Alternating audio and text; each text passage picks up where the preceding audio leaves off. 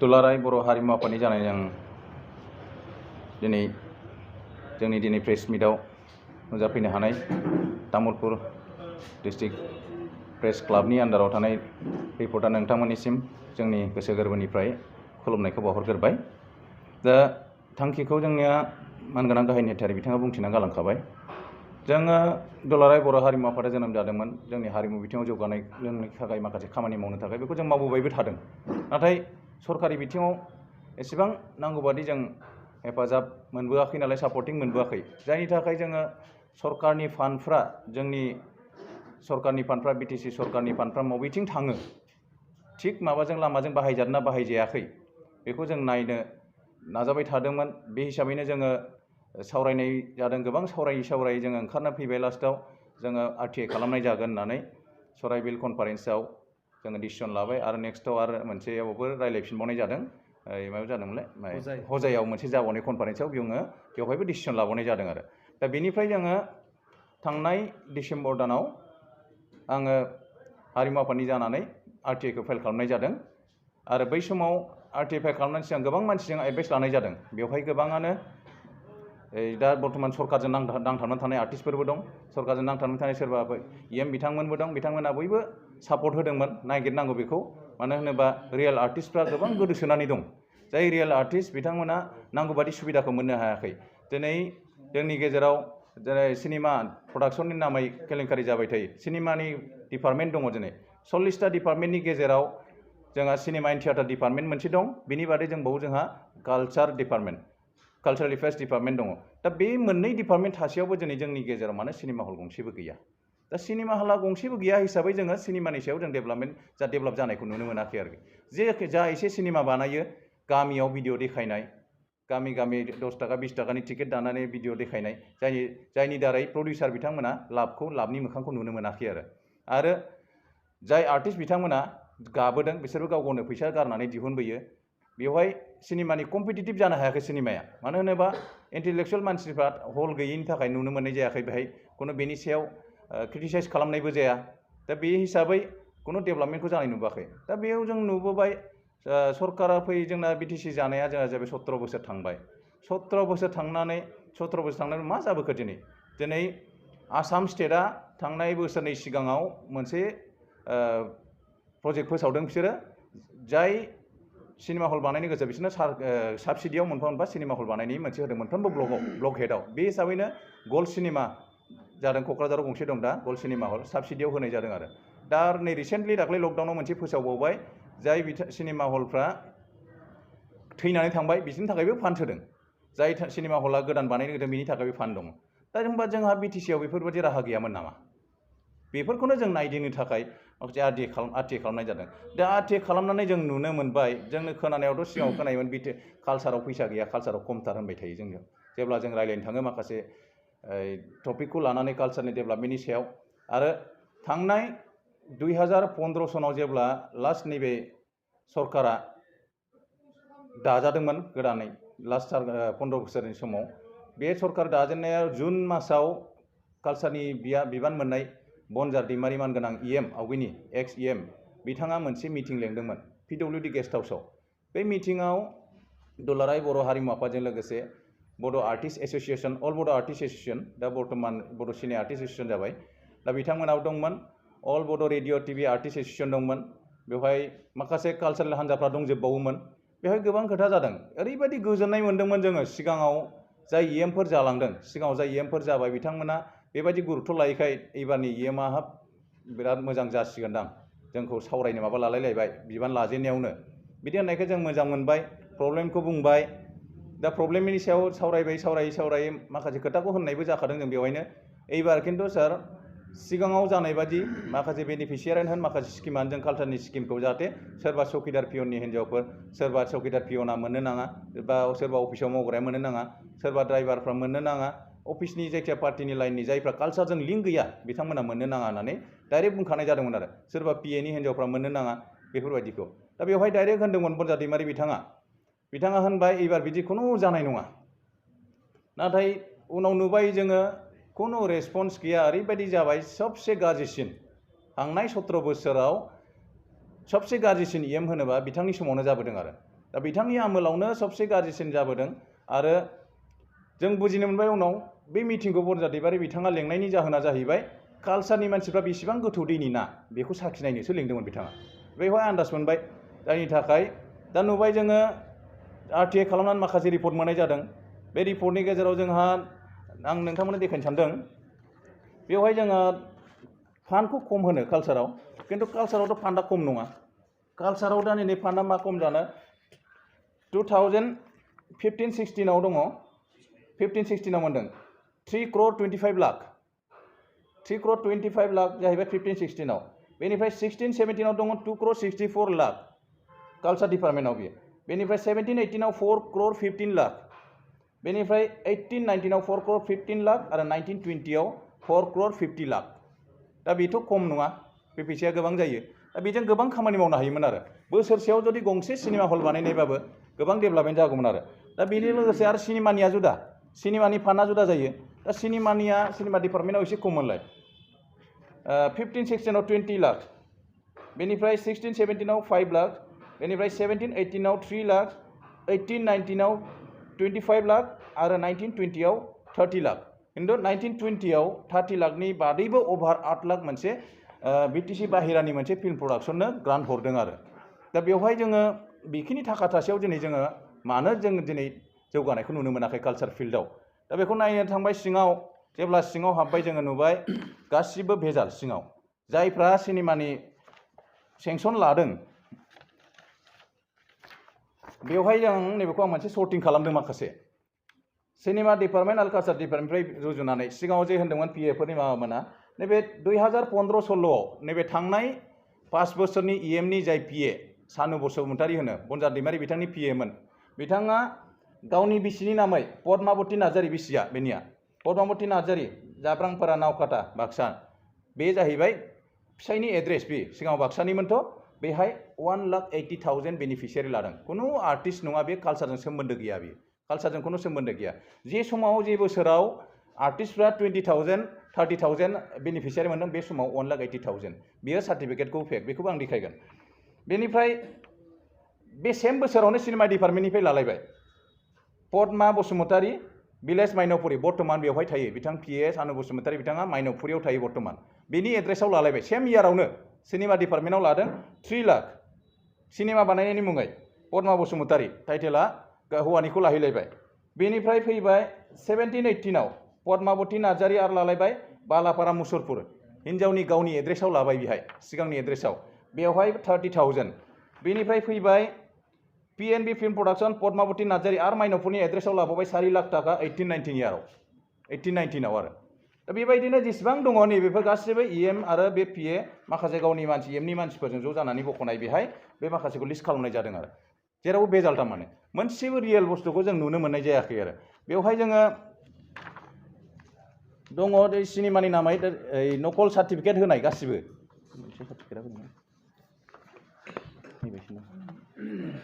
जि बिल होनाय समाव जाय केसेटफोरखौ होदों बिल होनाय समाव जाय केसेटखौ होदों बे जाहैबाय फेक जोब गासिबो बेखौ होदों 18-19 लानाय मोसाखरी फिल्म प्रडाक्शन बेबो खेबनै ग्रान्ट बख'बाय 16-17 आरो 18-19 बेहाय 18-19 जे बुस्थुखौ होदों बेयो मालायनि सिनेमानि पिक्चारखौ होना होबाय सिमां बायदि सना नों आंनि जाय सना नों आंनि डिरेक्टरखौ बेवहाय देखायदों उमेश ब्रह्म बेवहाय देखायदों मोसाखरी फिल्म प्रडाक्शना दिहुननाय किन्तु बेनि सिंनि भिडिअखौ नायबाय गौरां फिल्म प्रडाक्शननि सना नों आंनिसो सिंनि भिडिअआ आरो बे सिंनि भिडिअआव माबा गैया सिंनि भिडिअआव बै स्पन्सर्ड बाय फिल्म सिनेमा डिपार्टमेन्ट बे लिरनायाबो गैया बेफोरबायदिनो बे सेम दाना नायदो बे जुदा जाबाय सुब्रजित मेल'डिस बे फिल्म प्रडाक्शन बेनि कभार पिक्चार बिल जेखौ बिलाव होदों बेनि कभार पिक्चार सेम जुदानि मोननै प्रडाक्शनाव होबाय बेखौ सेम नै नंगौना नङा बेयो जाहैबाय रबि नार्जारी गहपुरनि बेनि फिल्मनि आलदा पिक्चार बियो दस्रा फिल्मनि बियो बेखौ होलायबाय बेनिफ्राय सिमां बायदि बे सिनेमायाबो गुबुननि गावनि अरिजिनेल सिनेमा नङा आरो बेबायदिनो गोबां PNB फिल्म प्रडाक्शन बे जाहैबाय बिथां सानु नार्जारीनि हिन्जावनि प्रडाक्शन फेक रेजिस्ट्रेशन सार्टिफिकेट फेक गासिबो फेक आरो बेबो गासिबो फेक जोब आरो दा बे बुस्थुखौ जोंनि फान्दायसुला बानाय खुलिदों बेहाय डिरेक्टर अबिनाश बसुमतारी होनदों बिथाङा जाय बिथांनि बे सिनेमा फान्दायसुलाया अरिजिनेल सिनेमाया जाहैबाय दुलाराय बर' हारिमु आफादनि परबतझारा डिस्ट्रिक्ट कमिटिनि जाय नेहाथारि बिथांनि सिनेमामोन बियो बिथांनि सिनेमानि नामखौ लाबाय नामाबो दङ खिन्थु पिक्सारा जुदालाय सिंनि पिक्सारा बे सिनेमाया बेनि आरो दा बेफोर ओरैबायदि केलेंकारि जाबोबाय सिङाव माने फेक जोब आरो लोगोसे आरो मा फैबावखो रेजिस्ट्रेसना दाना नायदो पिएनि आखाइनि जानायफ्रा मोनसे रेजिस्ट्रेसन सार्टिफिकेटखौ फेक खालायनानै 7टा प्रडाक्शना फैसा बख'दों बे अरिजिनेल रेजिस्ट्रेसन सार्टिफिकेटआ जाहैबाय एनबिडि फिल्म प्रडाक्शन ससाइटि गरेस्वरनि बिनि सार्टिफिकेटखौ स्केन खालामनो थांनानै एनबिडि फिल्म प्रडाक्शना साबमिट खालामनाय समाव जि राउन्ड सिल बुदों बे राउन्ड सिला जेरावबो थालांजोब्बाय नै जेरावबो थालांजोबनानै दं सेम एनबिडि फिल्म प्रडाक्शन सार्टिफिकेटआ टटेल 7टाया बेनि थ्रुयै फैसा बख'बाय आरो टटेलि बेजोंनो डुप्लिकेट खालाय बिदि बख'बाय थादों दा बेवहाय बे थांबाय सिनेमानि दा बेनिफिशियारि कालचारेल बेनिफिशियारियावबो बेबायदिनो गोबां फेक कालचारनि दा कालचारनि ओरैबायदि सार्टिफिकेट होजोबबाय बेनिफिशियारि लाग्राफोर फेक आर्टिस्ट जोब आरो भातखान्डे सार्टिफिकेट कपि खालायजोबनानै सोरबा होनायफोरखौ नाम लिस्लाय होजोबनाय सेस नाम लिस्लाय होजोबदों गासिबो थारमाने डुप्लिकेट खालामजोबनाय आरो गासिबो दाना ओरैबायदि इन्टारेस्टिं घटना डुप्लिकेट खालामनानै मा खालामफ्रांखो नैबे जाय बिथाङा फैसा बख'नानै जादों बिथांनि सार्टिफिकेट इस्युआ माला मिथिबाय 1900आवनो 1900 सननि 1900 सनाव जुदि सार्टिफिकेट इस्युबा बिथांनि जन्मआ माला जानाय बे भातखान्डे बिसाराव जुदि खालायदोंबा 1899आव एग्जाम होदों बियो असम्भब बिथ' जानो हाया आरो बेखौ जों नायबिजिरगासिनो दंबावो माबायाव आरो नैबे जेथुकि बसुमतारी होनना बुङो बे जाहैबाय सेक्रेटारियेटनि सासे कर्मचारि बेबो सार्टिफिकेट नकल आरो गोबां दं अफिसाव मावग्रा कर्मचारिफोरनानो पियननि दङ अफिसाव मावग्रा कर्मचारिफोरनि बेफोरजोंनो सेंसन बख'दों आरो जादों खुनु हिसाब गैया दा बेवहाय जोंहा जुदि बुंनो थाङोबा दाय जायो थेवबाबो एबार रिक्स लानानै जों हारिमु आफादा बेखौ नायनांगोन नङाबा जोंनि थाखाय बेकार थांगोन दा जोङो एथबां करर थाखा दङबा मानो सिनेमा हल गंसेबो बानायनो हायाखै दा बेफोरखौथ' बानायनांगौमोन दायथ' दंमोन दिनै बेफोरखौ जुदि जों नायनानै जुदि बुङाबा रावबोथ' खेल लानाय नङा दिनै एथबां भेजाल जालांदों दिनै जों 5 बोसोरनिखौल' नायदों बेनि सिगाङावबा मा जालांखो दा टटेल 18 करोड़ 69 लाख कालचाराव ओंखारबोबाय दा कालचाराव 18 करोड़नि बारा फैसाया हाबदों अब्ला बे फैसाया माखासेया कनस्ट्राक्शन साइडआव बबेथिं माहाय बाहायजादों बेखौ जों एबार इयुनाव नेक्स्टआव नागिरनाय जासिगोन आरो दा जों बे बेनिफिशियारिखिनिखौनो नायदों आरो सिनेमा डिपार्टमेन्टनिखौ नायनाय जादोंमोन माखासेखौ जों नायलांनाय जागोन आरो उनाव दा बेखौनो जों नोंथांमोननो मिथिनो लुगैदों नोंथांमोननि गेजेरजों दा जोङो बड'लेण्ड टेरिटरियेल काउन्सिल जाखानाय उनावबो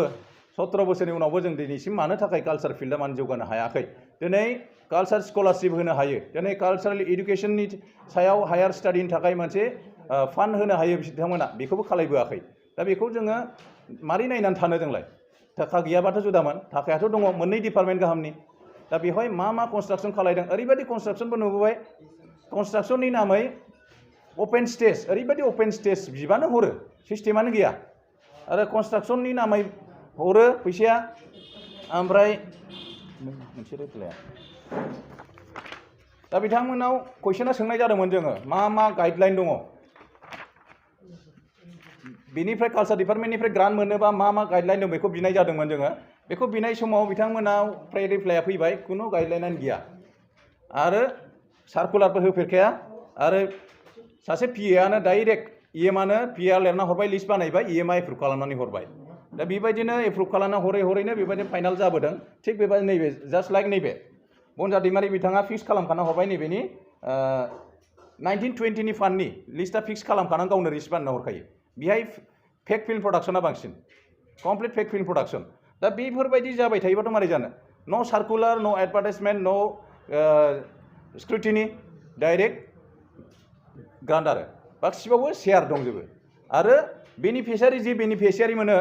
बेनिफिशियारि मोननायावबो जायफोरनि बेनिफिशियारि 8,000 10,000 मोनदों बेवहाय खमसे खम 2,000 टाका मिनिमाम पिएनि आखायाव होआबा बेखौबो मोना आरो इएमआथ' थांखाया अफिसाव इएम थाङा हिसाबै पिएआनो कन्ट्रल खालायजोबो पिएआ मा खालायो एखमबा खोनानाया आरो गोबां गावनो गोसोबायदि आंसो इएम होननानैबो लायो एखमबा बेफोरबायदि आरो ओरैबायदि दादागिरि टाइपआव खामानि मावबोबाय थादों थांनाय 5 बोसोराव दा बेखायनो जोङो हारिमु आफादा बेखौ नायबिजिरदों आरो बेनि सायाव जोङो केस होनायनिबो राहा लानाय जागोन आरो जों माखासे डिटेल्सखौ जों नागिरबावगोन आरो सर्टिं खालामगासिनो दं मा डुप्लिकेट लेखाया गोबां दंबावो जों नागिरबावगासिनो दङ जोङो बेखौनो फोसावबाय दा इयुनाव जाहाथे बेबायदि जालाङा इयुनाव बेबायदि जायैनि थाखायनो जोङो स्ट्रंलि मोनसे अल जाय बिथांमोना सांग्रां जाय आर्टिस्ट बिथांमोना सांग्रां बिथांमोना बयबो ज' जानानै बे आरटिआइखौ खालामनाय जादों बेखौ सापर्ट होदों बयबो केस खालामनायनि सायाव बेनि थाखायनो रायलायनानै दिनै प्रेस मिटनि खोथाखौबो लानानै दिनै प्रेस मिट खालामनाय जादों आरो सिगां होनाय समाव बयबो बेयाव पार्टिनि खोथा गैयामोन सिगाङाव जाय बिथांमोना आर्टिस्ट बर्तमान जायखौ बिपिएफजों दं बिथांमोनहाबो बैखौ सापर्ट होदों सोरबा इएमआबो सापर्ट होदों जोंखौ आरटिआइ खालामनाय सायाव दा बेहाय जोङो खालामनांगौ होननाय बयबो थुलुंगा होनायावनो जों सापर्ट जानानै आरटिआइखौ खालामनाय जादों आरो दा बेनो नोंथांमोननि सिगाङाव जों बेखौनो मिथिहोनो थाखाय जों मथामथि 5 बोसोरनि केलेंकारिखौ जों बाहाय देखायनाय जाबाय सिगांनिखौ जों नागिरबावनाय जागोन आरो सायाव जोङो राहा लानाय माने केसनि बेबस्था लानो नागिरदों मोजाङै नायबिजिरनानै बबे प्रडाक्शनफोरा फिल्म प्रडाक्शन जायफोर जादों फेक रेजिस्ट्रेशन सार्टिफिकेटजों बा जायफ्रा आर्टिस्ट नङा खुनु आर्टजों सोमोन्दो गैया माने बांसिनानो बिदिल' सासे सानैयाल' रियेल आर्टिस्टआ मोनदों दा एकदम बांसिन मथामथि 80% आर्टिस्टआनो फेक दा बिथांमोननि सायाव जों केस होनायनि राहा लादों पिआइएल खालामनाय आरो लोगोसे बिजिनेस मारै हायो बेखौ जों केस खालामनायनि बेबस्था लागोन आरो माखासे जोङो लिगेल एडभाइस लाबावगोन ल'नि मानसिफोरजों एडभाइस लानानै बेखौ जों बेबस्था लानाय जागोन आरो दा एबार जाहाथे नेक्स्टआव बिदि जुदि जों हगारबाय थायोबा नेक्स्टआव बयबो साहस मोननानै आरो बेबायदिनो खालामलांबाय थागोन आरो नेक्स्टआव जायखि फैया गुबुन सोरबा इएमआव बिदिनो खालायलांगोन सोरबा अफिसारफ्रा मोनसेबो सिस्टेम बानायना लायाखै दिनै जेखि स्किमानो रान दिनै अफिसाव जेबो खामानि गैया इमान फिक्स खालामना हरजोबखायो इमानो फिक्स खालामना हरो दिनै बड'लेण्ड टेरिटरियेल काउन्सिल जेब्ला बिटिसि एग्रिमेन्ट जादोंमोन 2003 नि 10 फेब्रुवारि जेब्ला एग्रिमेन्ट जादोंमोन बे समाव मोनसे मोनदोंमोन Bodofa cultural complex cultural complex to be establish for the development of culture and heritage बिदि लिरनायमोन आरो ओमफ्राय दा नायदो बे न'खौ लुखांनायनि उनाव 2013 सननि 26 जुनाव बेखेवदोंमोन दिनै बे कालचार कमप्लेक्सआ कमप्लिट नङा जेनेरेटर लाबोदों जेनेरेटर कानेक्सन जायाखै दा बेवहाय जेनेरेटर कानेक्सन गैया ना साउन्ड सेट दं ना लाइट दं जेबो गैया दाबाय दिनै न'आबो गोबाय गिजि स्टेजआबो बायलांजोबबाय 7 बोसोरल' जादों बेखेवनाया 2013 निफ्राय दा बेवहाय हलनि भारायाबो ओरैबायदि जेबो गैया खिन्थु हलनि भाराया गोगोमखा अब्ला नों बै एग्रिमेन्टआव जे लिरदोंमोन डेभेलपमेन्ट माबा कालचार एन्ड हेरिटेज होनदों बे मारै जागोन न'आ लुनानै दोनबाथ' बिदि जाया बेहाय दिनै आर्ट गेलारियाबो बानायजायाखै कमप्लिट दिनै टेन्ट हाउसनि मोनसे गुदाम जानानै दं जेनेरेटर गंनै थाबाय थाखायो रेडि टेन्ट हाउसनि जेनेरेटर गंनै पार्मानेन्ट थायो बेयाव आरो बादै माखासे स्टेजनि मेटेरियेलफोर थाबाय थाखायो पार्मानेन्ट खिन्थु जेनेरेटराबो बायखानानै दङलाय गिदिर खिन्थु कानेक्सनखौ होआखै खारना मा दा बेनिफ्राय बेखौ डेभेलप खालामनायनि माबा गैया नामा दा न'खौ लुनानै दोनबाथ' डेभेलप जाया जेब्लाना सोरखौबा बुंगोन सोरबा आङो जोंथ' कालचार कमप्लेक्स लुनानै होबायना बे न' लुना होबाथ' डेभेलप जाया बेखौ जोङो लुगैदों जाहाथे बेफोरनि थ्रुयै कालचार कमप्लेक्सखौ मोजाङै सामलायनानै मोनसे कमिटिनि थ्रुयै जेरै शंकरदेब कलाक्षेत्रखौ सामलायनाय जायो बेबायदिनो मोनसे कमिटिनि थ्रुयै जाहाथे सामलायनाय जाथों भबिष्यतआव दा अब्लासो नांगौखिनि माबाया फैगोन लामायाव डेभेलपमेन्टआ फैगोन आरो बेनि थ्रुयै जोङो लुगैदों आर्टिस्टफोरनो जोङो रियेल आर्टिस्टफोर जाय बिथांमोना न' गैजाया सिनियर जालांबाय बिथांमोननो जोङो माखासे न' लुना होनायनि माबाखौ लुगैदों सिनियर आर्टिस्टफोर आरो जाय बिथांमोना कालचारेल स्टाडि फरायनो थाखाय जेरै मिउजिकनि बा आर्टनि फरायनो थांगोन दिनै जों बिथांमोननि थाखाय स्कलारशिपनि राहाखौ लानांगौ आरो आर्ट गेलारि मोनसेबो गैया दिनैसिम मोनसेबो जायगायाव क'क्राझार हेडआवनो बिटिसिनि हेडआवनो आर्ट गेलारि गैया दिनै होमबा आर्टिस्टफ्रा अबाय थांगोन Kokrajhar music and fine arts कलेजाव फरायनानै गुवाहाटि स्टेट मिउजिक आर्ट कलेजाव फरायनानै दिनै बाहेरायाव फरायनानै फैनानै आर्टिस्टफ्रा ओरैनो दङ दिनै बिथांमोना एगजिबिसन खालामनो मोनसे जायगा गैया दिनै आर्ट गेलारि गैया खामानि मावनो थाखाय बिथांमोननि थाखाय सुबिदायानो गैया बेखौ मानो खालामनो हायाखै सिगांनिफ्राय सरकारा गोसो जायोबा मानो हायामोन एसेबांखिनि थाखा दं गुबुन डिपार्टमेन्टनिफ्राय नाङा कालचार डिपार्टमेन्टनि थाखाजों हायोमोन दा बेयाव थाखाखौ ओरैनो मिसइउज खालामलांबाय थादों आरो दा बेवहाय जोङो खुनु सिस्टेम गैया होननाय बेनो जादों आरो जाहाथे एडभार्टाइजआनो जायो ना मा जायो अफिसाव थांदो अफिसाव माबा सोङोबा जों मोनथिया जेबो मा मोनथिगौ दा एमाव बिहैबानो जाबाय पार्सेन्ट मोनबानो जाबाय मावना हरबाय बेफोरबायदि आरो दा बेनि सायाव जोङो एक्सना लागोन जोङो एडभाइस लाबावगोन आरो माखासे बुस्थुखौ जों नायबिजिरबावगासिनो दं सोर आर्टिस्टआ फेक सोर रियेल सोरनिया बेखौ नायबावगोन गोबां प्रडाक्शना जुदि फेक जादोंब्ला जाय बिथांमोना गुबै प्रडाक्शनजों सावथुन दिहुनगासिनो दङ बेनि सानाव नोंथांमोना माबाफोर खावलायनो नांगौ नामा जोङो बेखौनो खावलायनो सिगांनिफ्रायबो बुंबाय थादों डाइरेक्ट बिदि मिडियान थ्रुयै नङाबाबो जाय बिथांमोना दासिम सिनेमा बानायगासिनो दं बिथांमोना रावबो फैसा गोनाङा नंखाया सासे सानै फैसा गोनां दं बिथांमोना लाबनि थाखाय बानायखाया जाय बिथांमोना गिदिर गिदिर प्रडाक्सन बे करर लाख लाख थाखा गारनानै फैसा बानायदों माखासे गिदिर गिदिर प्रडाक्सन दं बर'आवबो नाथाय बिथांमोना लाबनि थाखाय बानायखाया बिथांमोना लाब जायो ना लस जायो बेजों खुनु सोमोन्दो गैखाया खिन्थु जाय माखासे प्रडाक्सनफोर दं आर्टिस्टफोर दं बिराद खस्थ' खालामनानै सिनेमा बानायबोगासिनो दङ फैसा खांलाय खांलाय बानायदों लाबनि मोखांबो नुवा दा बिथांमोना जाहाथे बेफोरखौ ज' जानानै स्ट्रंलि अपोज खालामनांगौ आरो बेनि सायाव मा जानो लुगैयो बेखौ खालामनांगोन दिनै जोंनाव सिनेमा हल खमसे खम जुदि जोङो बिटिसि एरिया मोनफ्रोमबो ब्लकआव जुदि सिनेमा हल बानायोबा दिनै 20टा सिनेमा हल जुदि बानायनो हानाय बा 15 बोसोराव जेनेबा नोङो 2 बोसोरखौ गारदो इलेक्टेड 15 बोसोरनि समाव दिनै 15टा सिनेमा हल बोसोरसेयाव मोनसे खरि ग्रान्ट होयोमोनबा साबसिडि हिसाबै दा 15टा सिनेमा हलाव बर' सिनेमायालाय बेसेबां गारनो मेक्सिमाम 15 लाख बा 10 लाख गारनानै बानायगोन दा बे थाखायाथ' सप्ता खनसेयावनो उथियो खुनु प्रब्लेम गैया कम्पिटिटिभ जागोन जेब्ला मोनसे सिनेमाया सिनेमा हलाव जागोन इन्टेलेक्सुवेल मानसिफ्रा नुगोन जाय लेखा गोरों गोराफ्रा नुगोन बिथांमोना नायगोन बे सिनेमाया ओरैबायदि जादों ओरैबायदि जानांगौमोन ओरैबायदि जाबावबा साबसिनमोन खोमा बेयाव अलरेडि कम्पिटिटिभ जानानै फैगोन होमब्लासो सिनेमाया दावगागोन जोंनिया बाहेरायाव जों कम्पिटिसन नांहैनोबो हागोन जाय प्रडिउसारफ्राबो सिनेमा बानायनो गिनाय नङा आरो सोरबा इनभेस्ट खालामनोबो गिनाय नङा दा जोंनावथ' इनभेस्ट खालामनाय माने लसखा थाखाया आं निजे भुक्तभोगि आंबो सिनेमा बानायदोंमोन सिगाङाव बेनो बे मुंनि सर्ट फिल्म आं बानायनाय किन्तु बेवहाय खुनु आङो 25% फैसा बोखांनो हायाखै आरो दा बेनिखायनो दा लुगैयो जाहाथे जाय लिगेलि खामानि मावलांदों बिथांमोना जाहाथे सुबिदा मोनथों सरकारनि सुबिदाखौ दा ओरैनोबाबो जेखि मावनो थाङा बिखायो पार्सेन्टआ ओरैबायदि पार्सेन्ट बिगोन नों खुनु जेबो रायलायखाया फैसा नङाबानो बेखिनियानो आरो फैबाय थानाय बिसायख'थियाव जोङो दुलाराय बर' हारिमु आफाद हिसाबै सेन्ट्रेलि जों रावखौबो सापर्ट होनाय जायाखै सेन्ट्रेलि किन्तु जोङो पार्सनेलि जोङो बर्तमान परिबर्तननि सार्थ'आव आं पार्सनेलि दुलाराय बर' हारिमु आफादनि जानाय नङा जोंनि गाहाय नाथिर बिथाङाबो सापर्ट होदों बिथाङा जोङो ट्रेक्टरखौनो सापर्ट होदों इउपिपिएल बिथांखौ फैथों जों जिखिनि बे भेजालफोरखौ नुनानैनो जों बे डिसिसनखौ लाना सापर्ट होनाय जादों किन्तु आफाद हिसाबै सेन्ट्रेलि आफाद हिसाबै जों सापर्ट होनाय जायाखै किन्तु बेनि बादै माखासे डिसिसन लानानै जोंहा मोनसे मिटिङाव डिसिसन लानानै डिस्ट्रिक्टफ्रा जाय जेरै माबादों बेखौ सापर्ट होनो हागोन होननायाव दा बिटिसि एरियानि टटेल 9टा डिस्ट्रिक्ट कमिटियाव 7टा डिस्ट्रिक्ट कमिटिया इउपिपिएलखौ सापर्ट होदों दा दिनै दंजोबो बयबो मोनफ्रोमबो डिस्ट्रिक्ट कमिटिया मोननैल' डिस्ट्रिक्ट कमिटिया बिथांमोना सापर्ट होनो हायाखै मानो होनबा बिथांमोना माखासे मानसियानो गुबुन पार्टिजों नांजाबना थाखानाय सिगांनिफ्राय बेफोरबायदि उसुबिदानि थाखाय सापर्ट होनो हायाखै किन्तु 9टायाव 7टा डिस्ट्रिक्ट कमिटिया दिनै इउपिपिएलखौ सापर्ट होदों किन्तु सेन्ट्रेल कमिटिया रावखौबो डाइरेक्ट सापर्ट होआखै आफाद हिसाबै बेनो